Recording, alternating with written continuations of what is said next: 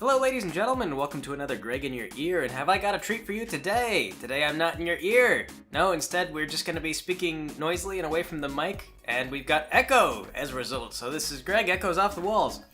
One of the reasons why I haven't done one of these things in a little while is because I noticed that the channel was getting a lot more money and actually a lot more viewership as a result of doing Greg in Your Ear. Not on a video-to-video basis, but you have to understand that this is the insidious nature of YouTube. When I talk about how they're not really promoting the work that I want to do, but they do promote a lot of vlogs and low-effort content, when you make a lot of stuff like this, it runs a lot more ads, and while people don't really want to see this be your dominant content, if you can do better, YouTube wants to run a lot of ads. So I was just seeing like green arrows on everything. I was making like 300% as much ad revenue. It's not a big jump on this channel, believe me. It was like, from $10 to $30 a month or something like that. So, YouTube wasn't paying out more, but still, it's just like showing these big number increases, big green arrows, and then when I quit doing them, it's like red arrows, we're not promoting to anybody, nobody needs to see anything. And I don't want to fall into that trap of seeing these green arrows for this lower quality content and start being like, oh, this is what people want. Because it's not what people want. It's what bots want. It's what kids will potentially watch. And I could get more into the whole kids thing, but if you're not on the up and up with this, YouTube got in a lot of trouble with the FTC because they've been exploiting kids for the longest time, because kids will watch just about anything. They're not real keen on quality. So it's not what I want to be. It's never been what I want to be. So Greg in Your Ear, I done my best not to run away with it. Because the other thing that sucks is I've been to channels where I liked the content that they did.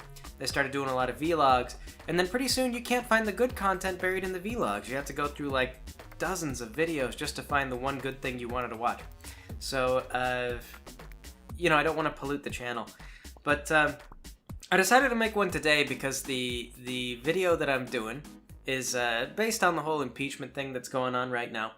And also it's Thanksgiving, the time of politics. Used to be the time that they'd say don't talk politics, but I noticed the news has been talking about, like, NPR is like, to catch you up on all that political intrigue for the dinner table. And I think it's because they don't want to be like, yeah, don't talk politics. They make their money on politics. You need to talk politics. Follow NPR. We'll tell you what to say. So, it's political. And anyway, though, I've got my pumpkin bread and my some sort of Irish cream thing. I can't remember what brand or whatever. And we're gonna talk about politics a little bit. So anyway, though, with the impeachment thing, I wanted to say a lot of people get their feathers really badly ruffled when you talk politics at all anymore. The internet has especially made it really bad for this because everybody is kind of like a call center worker, I feel like. People know what their lines are. They know what they're supposed to say. Like if you work at a call center and somebody calls you, they say, hi, I've got a problem, and they've got like actually a list that you're supposed to go through. There's like a flow chart. So you ask people questions based on the flow chart. And excuse me if I pause, I'm sincere about this Irish cream thing. Okay. This is a holiday sort of podcast or whatever. And so anyway though, so they go through and the call center tells them what to say to you. There's a flow chart. You don't get to decide on your own what you're going to say. And everyone on the internet, it's like they have these flow charts where if somebody says X, then they know to say Y. And they may not have this list in front of them, but they've seen the talking points enough time to know what the talking points are. So anytime you try to talk politics on the internet, people know exactly what the talking points are. And this has kind of bled over into real life a little bit too. So when you get into the stuff with like the impeachment and the Supreme Court and what's really going on, what does it really mean, you tend to find that a lot of people don't really know, but they know the talking points. So you bring it up and they'll tell you, the Republicans did this, so the Democrats did that. And what's funny is, like, my dad and I usually talk politics, whenever we see each other, we both kind of get into this sort of thing. But we didn't talk about it at all this Thanksgiving. We just talked about family and everything else. My dad and I are normally political.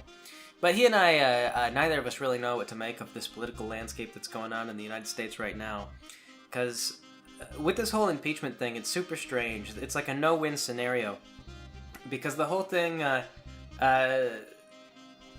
what can I say? Donald Trump is extremely unpopular with the left wing, and for good reason. And there's people on the right wing who don't like him either.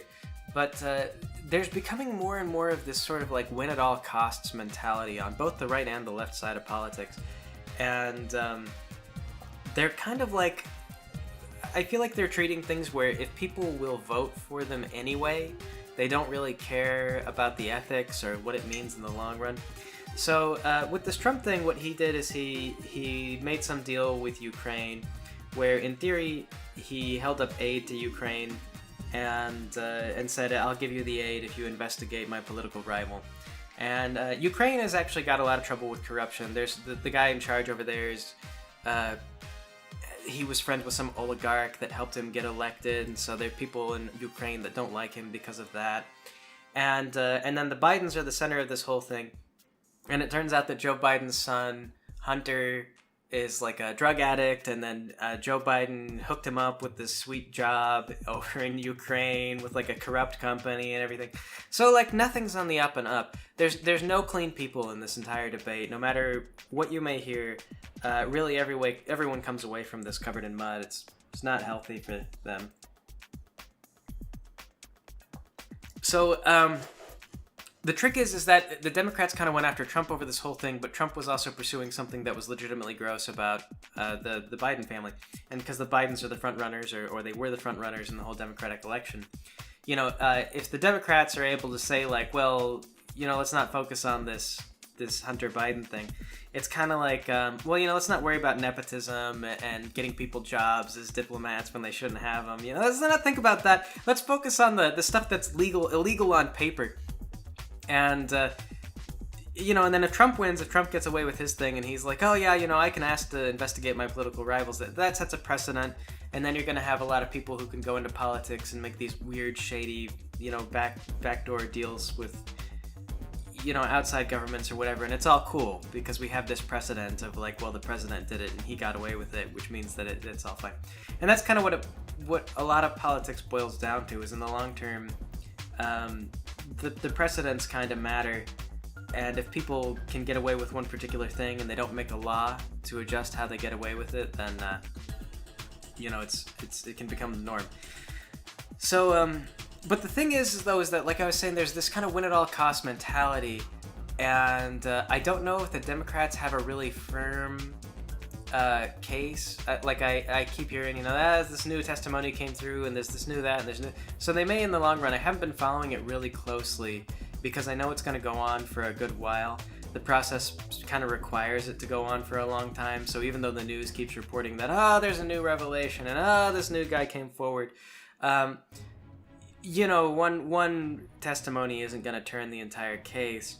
And then what's going to happen is it's going to go to the Senate, and the Democrats have control of Congress, so they may vote to impeach on their side of things because they've got that partisan line, and they'll, push it through because that's what they want. But then when it gets to the Senate, the Republicans may just say that they don't want to do an impeachment because they don't believe that there's been high crimes or misdemeanors.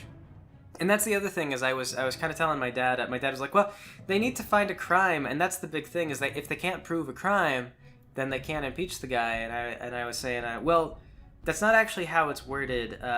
With impeachment, the president, what's like a high crime and a misdemeanor? Like when you say you can be impeached for high crimes and misdemeanors, what is a misdemeanor? Like jaywalking? Can you impeach a guy for jaywalking? There's not really a clear definition for what is a high crime or a misdemeanor or a high misdemeanor. I don't know.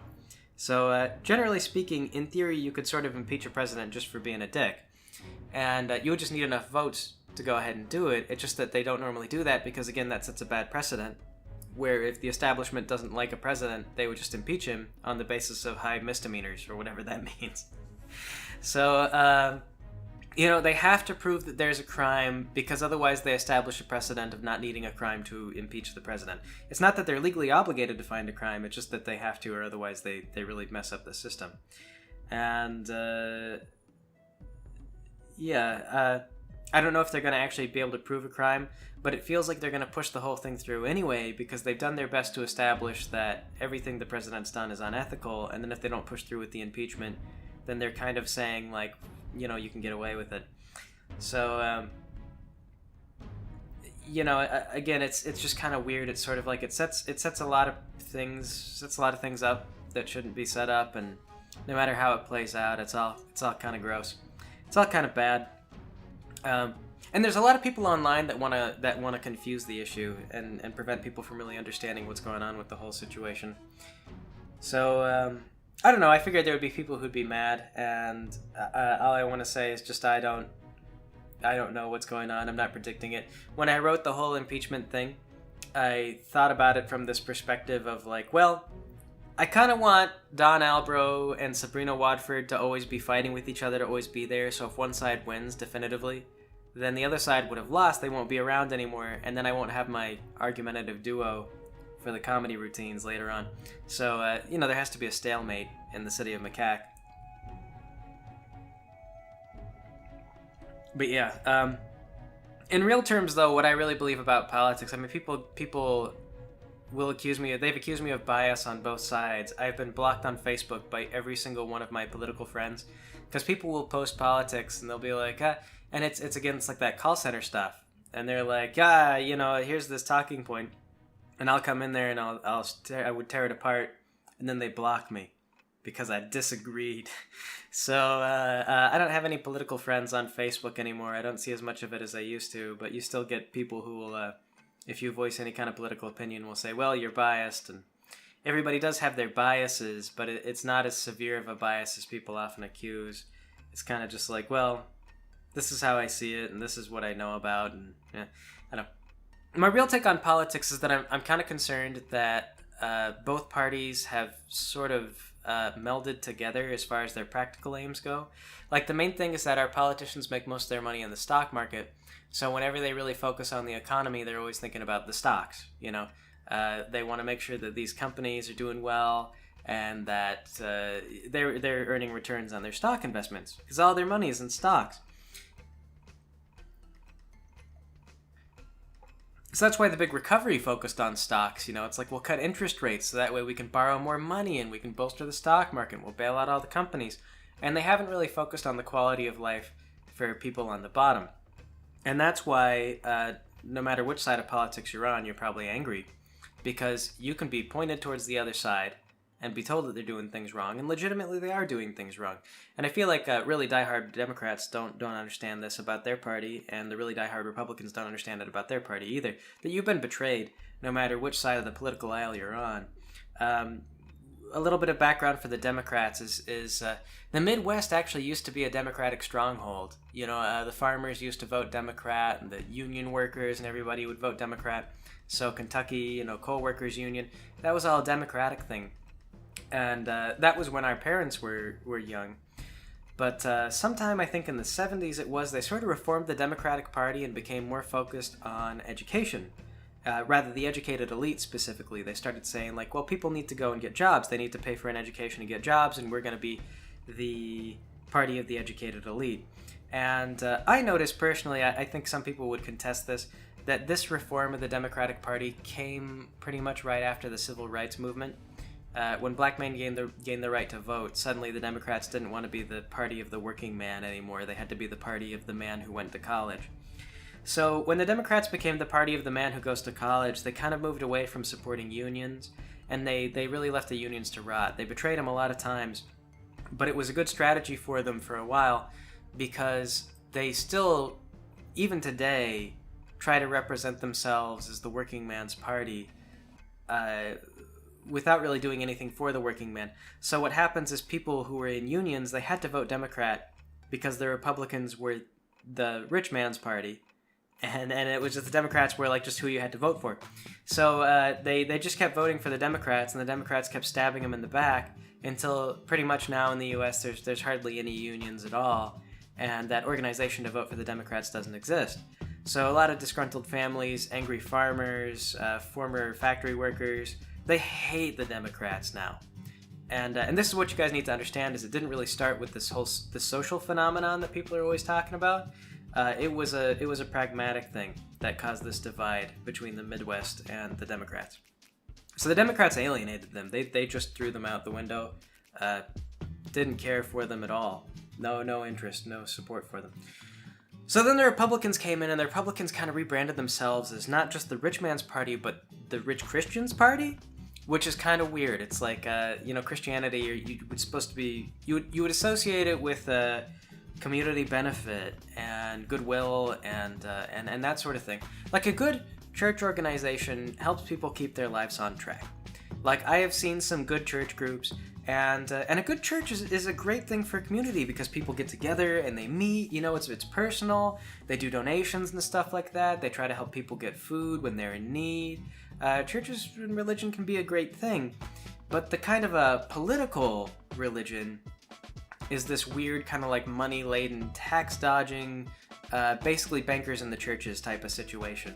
But the Republicans came in, and that's kind of what they did. They say, well, we're the Christian group, and then they put banks in the churches. They're like, yeah, they're Christian banks. What are you, an anti-Christian? What do you not want? Christian banks? Tax cuts for the rich. So by coming in, though, and rebranding themselves as the Christian Man's Party, they were able to get into the Midwest, and the Midwest was already mad at the Democrats, and so they kind of took over. And now the Republicans are like the Midwest voting bloc, and they kind of look at these like rural social values. Now that's how the two parties differentiate each other in the modern day, as they look to the social issues, because they're both parties for the elite, really. Like the Democrats try to advance, bankers, the guys that created those toxic derivatives that caused the housing crash, and then the Republicans are kind of about like mergers and free market and stuff like that. And I don't know if that's going to continue to be the way that things go, because with the Republicans constantly courting middle America and the poor, at some point they have to start representing what the poor actually want. And you kind of see this with Donald Trump. Like, Donald Trump is incredibly alarming because it's like the cusp of everything going wrong, and yet also it's kind of the cusp of everything turning out okay. It depends on what our political leaders take away from it. I'm concerned they're taking the wrong message, but some people argue that this sort of populism that got Donald Trump into position, Donald Trump was basically saying, your establishment sucks. And you people lost your jobs because they're globalizing, and they're just going for the lowest bidders on all these products. They don't care about who has what jobs. It's all about profits and so and so. And he was really just kind of talking. He hasn't, in real terms, done anything to help the working class. You could say that the tariffs have helped, but he's been kind of weird about them, and he hasn't had like a targeted goal. The guy's just kind of all over the place. Like, in practical terms, Trump has been an awful politician. Some people will chew my head off for saying this, but he hasn't done anything right as far as politics actually go. Even if you kind of agree with what it was that he's saying, on a practical level, what he's doing is counterintuitive most of the time, in my opinion. But the fact that he got voted in for promising to do these things sends the message that the voters, the Republican voters, honestly believe that the Republicans are a political party that supports them, and that they want to see leaders in the Republicans that are going to look out for them. However, what our political leaders might take away is they're looking at Trump maybe, and they're seeing like, well, we got this tax cut for the rich off of him. So if we use that rhetoric and then just never deliver on it, maybe that's the way that we get elected. So we could get into kind of a more authoritarian sort of thing, where we get these promises. And then also too, what Trump has done is he's blamed immigration and stuff like that for a lot of things. It's been a little racist and everything like that.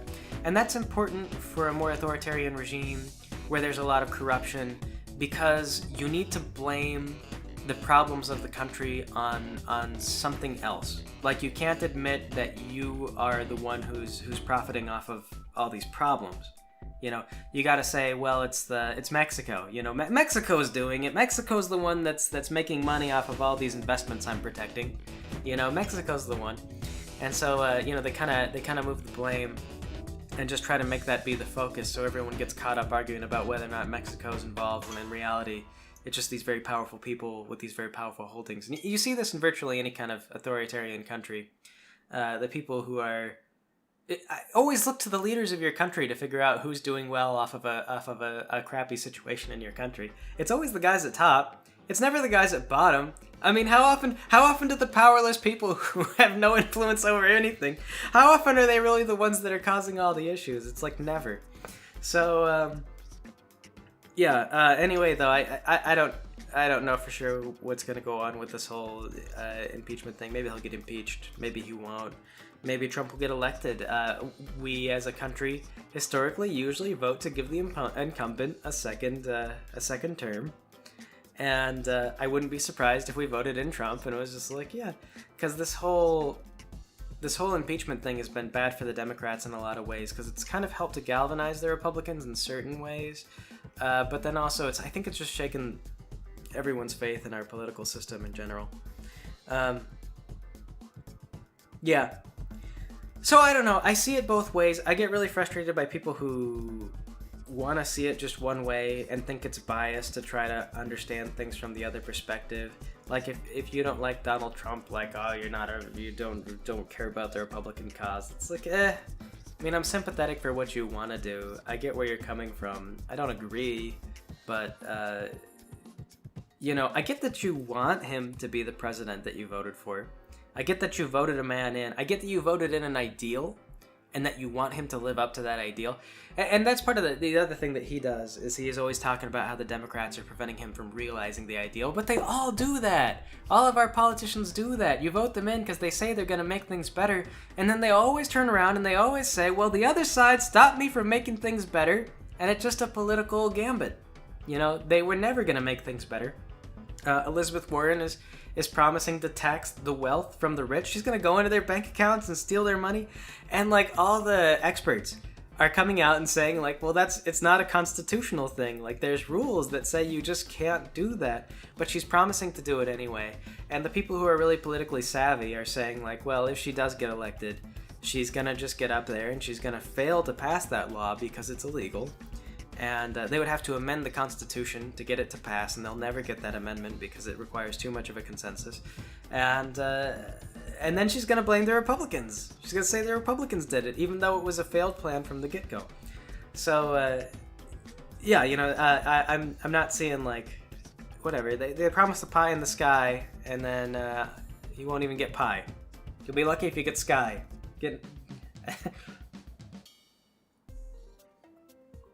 Get in the mines, work for your boss, work for the guys in charge. And I don't know. This is just from part of this is I've developed a little bit of a cynicism, I admit. This is the other thing, is I get to be kind of what can I say? Most of my working life has been one of helpless frustration. When I worked at CVS, I just kind of watched as they like cut our hours and benefits and then demanded us to work more hours, and it was like, or not. They didn't give us more hours. Excuse me. They just demanded us to work with fewer employees. Is what they did. So they just cut down our workforce down to the bone until we are a skeleton crew. But then they expected us to sell more prescriptions on top of that, and they were trying to get us to do things like change the way that people were like. They're like, change everything to a generic, even if they have a narrow therapeutic index, and the doctor said not to do it. Call the doctor and tell him they're an ass. Change it for us, for the profits. And you just get wrapped up in all these like really dumb schemes to make money really fast. And it was bad for everyone. And that was just agonizing. I spent years working at that company and just becoming so disillusioned with the way that corporations try to run their people. And then I worked independently for a little while. I wound up under a guy who I'm convinced to this day was mentally handicapped. I sometimes look back on my time as a land surveyor, and I think it's lucky that I did quit when I did, because I feel like my boss was trying to get me killed. He'd make me go stand out in traffic, like he'd make me like run across the highway, and he'd just be like, "Yeah, it'll be fine. You got a yellow vest on," and I couldn't argue with him because he was so dumb. I don't recall what stories I've told about my land survey days and what I haven't, but that was an independent thing, and so it's just sort of like, I could talk to the guy that owned the company on that one, but then I kind of would have made enemies with everyone else on that level, because you don't go to the top. You don't go to the top to complain about your coworker. Well, that's just not done. But he was trying to kill me. I just quit the job. Let him hire someone else and kill that guy. Deal with the fallout. I don't know. And then I was like working full time for Google with this whole YouTube thing, and man, I spent years saying that I wish they'd do something about the way they're running this company. Like, I saw them exploiting kids. I used to worry, like really sincerely, that they were showing my stuff to too many children. Like, I knew that kids were gonna stumble on Rainbow Dash Presents and everything like that, but I also knew that I made it for adults. and it just I hated that I couldn't tell YouTube that this is for 13 and up, because YouTube would they were doing this lie where they were like, there are no kids on YouTube, but then they were turning around and selling children's ads to like Hasbro, and they were saying like, we got tons of kids on YouTube, come check it out. It was like a selling thing. So if they gave me the chance to say no kids, it would have been admitting that there were kids. And so we had to wait for the FTC to sue YouTube before YouTube did anything about it. But now that the FTC has sued YouTube, I know what must have happened during all those meetings is they probably came and they were like, all right, what do we do about you? And YouTube was like, it's not us. We can't control all our dastardly content creators. Why, those jerks, they just will make money at any cost. And it's kind of like, man, if I controlled this platform, I would have promoted much different things than what you guys did. I have no influence. I hate YouTube. But that's just like quiet, non-stop desperation. I hear they're going to get rid of AdBlock. They're going to stop supporting AdBlock in Google Chrome. So you're forced to watch Google, like the YouTube ads now, so they can make a profit off of their garbage videos. Man, it's an awful environment. I don't know what's going to go on with that, but I don't think that they're probably not going to get rid of children as their core audience, because what YouTube has done is, like I say, they've created a situation where the really low quality content is what gets promoted, because there's just a lot of it. People can produce tons of it, and they can run tons of ads on it. And kids are the least likely to be concerned about the quality of the content, so they will show this content to kids anyway. And PewDiePie's not specifically made for kids. He's like a general audiences guy, but everyone jokes that his audience is the 9-year-old army, because honestly, who else could watch that type of content every single day? It's not adults. He gets tiring. I mean, I get tired of him. I'll watch like one video and then just be like, geez, why'd I do this? I'll come back on occasion. I'll be like, what's PewDiePie doing? I regret checking on PewDiePie. I hate everything he does. Even when he's talking about something that I agree with or that I want to hear his opinion on, I hate the way that he does his videos. I hate his jump cuts. I find him just completely vapid. But, it's that type of thing. It's just the sheer quantity of what he does. That's what YouTube wants to promote. So, yes, I live in existence of quiet desperation, except for the good times. As far as things are going on in my life, things are going okay. Claudia and I, because we've had kids, we've bought a house. This was something we were actually going to keep renting because we weren't sure if we were ready for the responsibility of maintaining our own house. But when it gets to be where you're actually renting for a family, it turns out that rent prices are about as expensive as just buying a house and paying the mortgage. So we approached that level where we just had to buy a house. So we bought a house, and we're going to be paying as much as we are currently in rent. It's not going to jack up our rent price at all. But man, we've been hard at work, just busting our asses nonstop to try and get this thing all put together.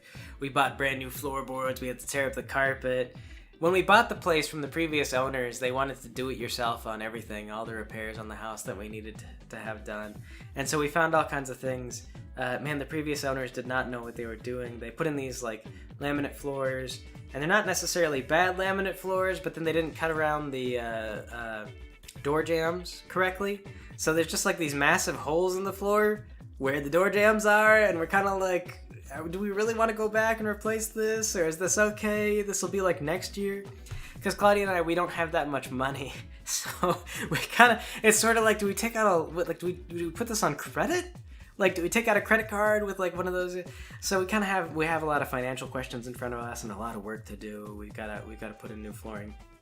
There was carpet originally, but the carpet must not have been cleaned in decades or something. I don't know. The house is like 30 years old or 15 years old, 30 years, maybe 30 years old. I was thinking 30 years old or something like that. I don't think the carpet's been cleaned in all that time. Because we went through and it was just like we had to empty out the vacuum twice to clean a single room. So we just tore all that up. It is absolute trash. They painted the kids' room hot pink, texture missing pink. Like if you ever play on Gmod and you go in, you don't have the textures for the Gmod map. It's all like pink.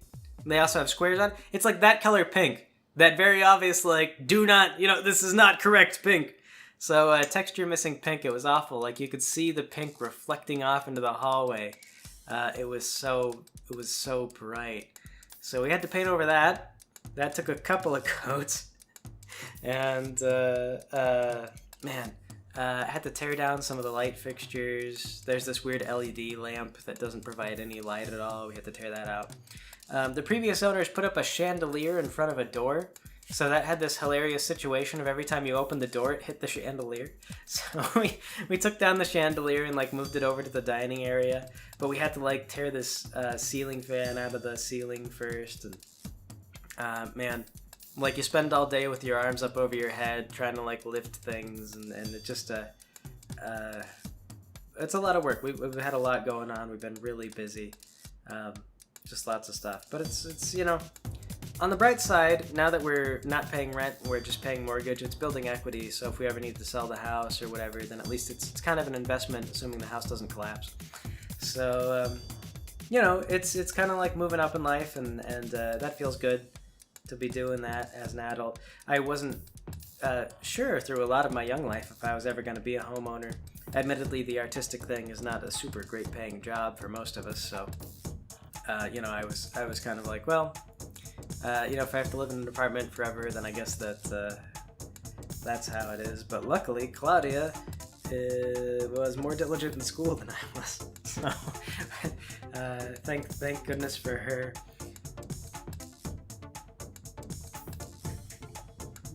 What else? This is running long. I don't know what footage I'm going to put over this. Probably just the, City Skylines. So another thing that's coming up is the City Skylines project. I did a bunch of recordings ahead of time as I was developing the Macaque City. And so you may notice that Macaque City is actually growing. Like the footage is not very good, so you may not have been watching the footage for Radio Skylines. But Macaque City is growing gradually as time goes on. But when I had to switch computers because my old hard drives were starting to click, which means I needed new hard drives. And of course, Windows is also threatening to stop supporting Windows 7, so you have to move over to their new Monopoly system so that you're stuck on their Windows 10 thing and you get updated with all kinds of buggy things. Windows 10 is not as bad as everyone said it was going to be initially, but I will say that it is unstable, and you just have to kind of respect some of its instabilities. Like, for example, if I try to load up Windows Explorer before the system is fully started up, it crashes the whole computer. So that's a weird quirk. I don't know what's causing that, so I just have to respect that Windows needs that time. I can't click on Windows Explorer before it's ready. Also, if I right-click in Windows Explorer, depending on where I right-click, it'll crash. This, some people speculate, is an interaction with antivirus software, but Windows, has no official stance on the matter because they don't have a quality assurance team. They fired all their quality assurance testers because now that we have the internet, we can just not do quality assurance. We'll just patch it out at a later date. It's like being in early access all the time, forever, but with your operating system instead of with a trivial video game that you can stop playing. So, future future bad. But anyway though, so there's ups and downs, I'm a worry wart. I worry about things all the time. I'm always really concerned, really kind of freaking out about things all the time, and it doesn't help that my wife is the same way. Claudia worries worse than I do. She's like more emotional about it than I am, so she just gets like crazy stressed, and sometimes I have to help her kind of detox a little bit from things. Just be like, let's relax tonight, sweetheart. Let's just lay down, watch some show we like, or just talk, just chill for a while. And so she gets more high strung than I do. I've learned to kind of think of things as more of everything is as it should be, on fire. The fire is warm. It is good. Don't worry about it. Miles is doing great. Our son is doing great. He's running around now. He's just about forming words. He's got daddy and mama and uh-oh, and those are the big three ones. For a little while we thought he was gonna do good job, bad dog. We thought that we heard that, but that might have just been coincidence. Bad dog would be something he hears a lot. Good job is also something he hears a lot. So kind of funny. We praise the boy, scold the dog. but we like that. We've been trying to get him to repeat that. I kind of want that to be his thing. Good job, bad dog. Yeah. But anyway, though, yeah. So, politics, life, it all goes on. I don't know what's going on. Don't know what's going to be in the future. The FTC. I don't know what's going to go on with the FTC with this whole YouTube thing. At some point, I need to make a video. I'm thinking about maybe disabling the comments on all the old pony animations because it's like My Little Pony is a children's thing. But on the other hand, there's a lot of adult humor because the juxtaposition is kind of the point of it, and it's just like I have this thread of comments where like some kids are like, I was 11 when I watched this, and then other kids are like, I'm 11 right now. And apparently it's illegal for you guys to be leaving comments like that. Not illegal for you, but illegal for me. If you leave comments saying like, I'm 12, what is this? Then that's apparently proof that kids are watching my content and I'm liable for that. So, I didn't know that. That's frustrating. But it does explain why a lot of the children's YouTube channels disable all their comments, because they're not allowed to collect data from kids. And apparently data collected from kids includes kids saying, hi, I'm Jeremy. And that's enough to be sued by the FTC, potentially. The FTC has pointed out that they are respectful of how much money people have. I don't know what that means when you're an individual. If they sue you and they're like, oh, I see you have a house, we'll take that and call it square. But I hope that if I get in hot water with them over anything, they wouldn't be that cruel. I wouldn't know what to do if they did something like that, especially because it's really not my income that bought the house, it's my wife's income. So I actually had a nightmare that something like that happened, where I was dragging the whole family down. Just I tend not to get those sorts of negative things a lot, but just I was dwelling on this FTC thing for a lot. I worry. Like I said, I'm a worrywart.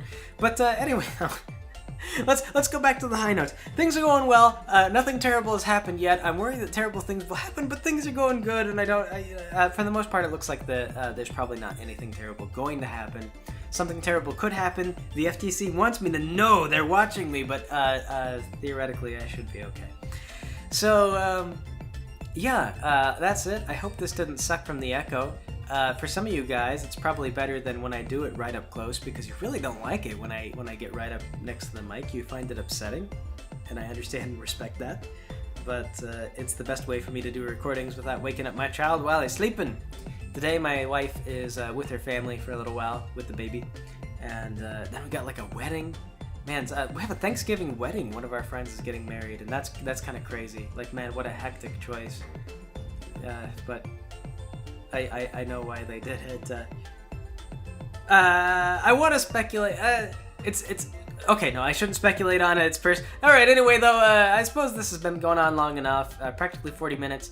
Based on statistics, most of you will have tuned out within the first 15. So if you got this far, thanks for joining me. You guys have a great holiday and a great week and all the rest.